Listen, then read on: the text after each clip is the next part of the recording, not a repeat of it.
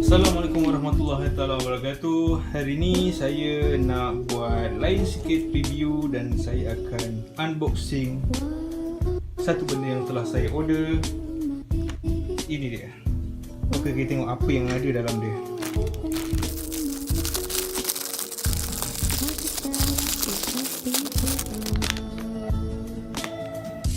Converter HDMI to VGA converter. So kita akan tengok adakah benda ni berfungsi dengan baik, sebab sebelum tu saya dah pernah beli satu converter yang gagal untuk berfungsi.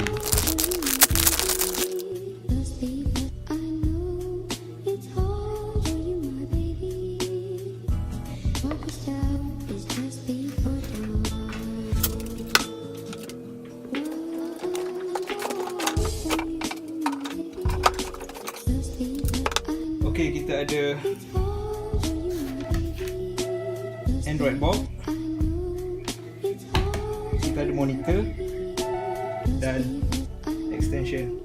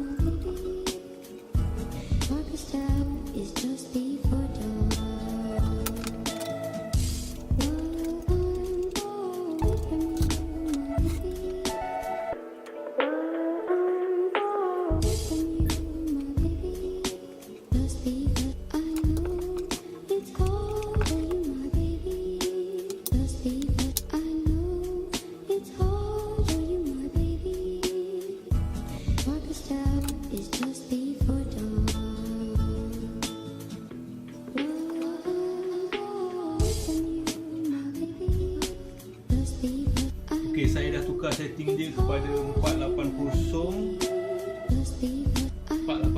35 Hz. Kita tengok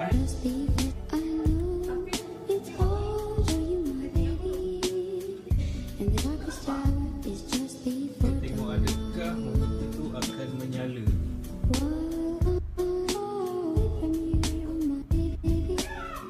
Okey, dia menyala.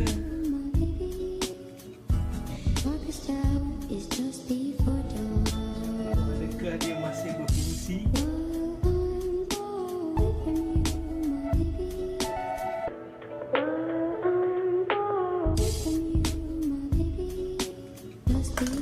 Block printing.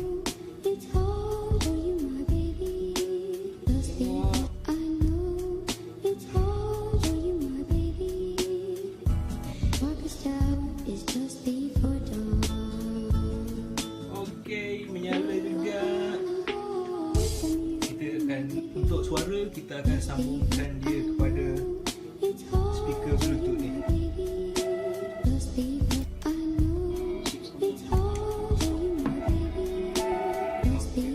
Ya, suara dah ada.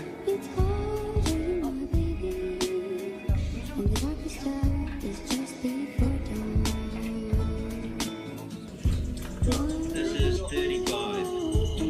Even the highly experienced Seagate team struggle to find the checkpoints in a dark, confined